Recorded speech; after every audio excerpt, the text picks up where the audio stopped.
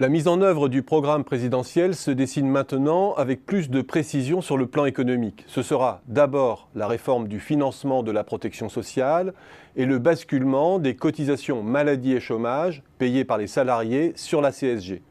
Donc un choc positif non négligeable de pouvoir d'achat pour ceux qui travaillent, de l'ordre de 1,5%, combiné à un choc négatif pour 60% des retraités et les rentiers, de l'ordre de 1,7%.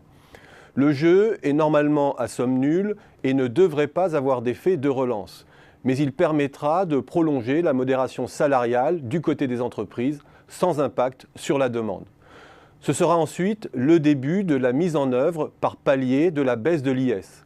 Son impact sera mineur sur les rentrées fiscales de l'État dans une période de hausse de la profitabilité. Bref, sont mises en œuvre les réformes qui n'affectent pas l'équilibre des comptes. Le reste sera mis en œuvre de façon différée et étalée.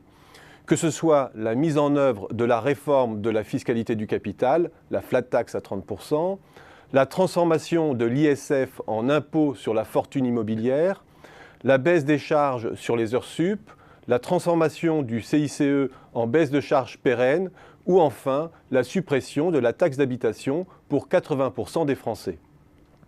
Le choc fiscal n'aura donc pas lieu et la stratégie du mandat présidentiel se dessine maintenant clairement.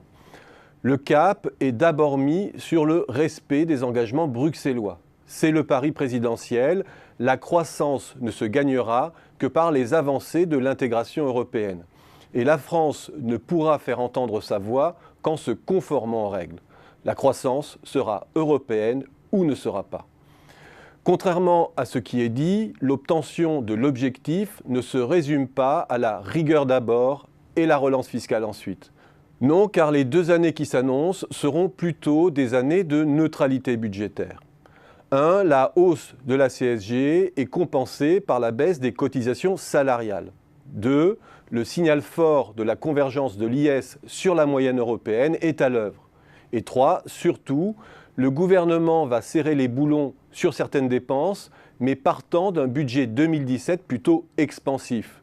Il ne faut pas oublier la baisse de l'IR pour les ménages modestes, celle de l'IS à 28% pour les PME, les baisses de cotisations entre 1,6 et 3,5 SMIC qui prend son plein effet en 2017, l'augmentation du taux de CICE de 6 à 7% et son extension au secteur associatif et de l'économie sociale et solidaire via le crédit d'impôt sur la taxe sur les salaires. Pas de rigueur, mais de la prudence donc, avec un double pari, celui que la réforme du marché du travail et que la baisse des cotisations sociales boosteront rapidement la reprise. Celui que l'Allemagne bougera et acceptera de jouer un jeu coopératif. C'était déjà le double pari de Hollande, celui de la manne conjoncturelle et celui de l'infléchissement de la rigueur chez nos partenaires. En attendant, on place les entreprises dans une injonction paradoxale. Miser sur l'Europe en respectant les règles, ce qui ne laisse d'autre option pour croître à l'économie française que de regagner les parts de marché intra-européennes perdues sur l'Allemagne et l'Espagne notamment, et d'attirer les capitaux. Mais sans s'en donner tous les moyens, ou d'autres moyens que celui des effets d'annonce. C'est un timing qui peut fonctionner avec de la chance si la reprise européenne prend de l'ampleur, mais dont la crédibilité s'effrite déjà, puisqu'il se soumet aux aléas de la conjoncture et qu'il mise sur l'effet immédiat de réformes censées ne porter leurs fruits qu'à long terme.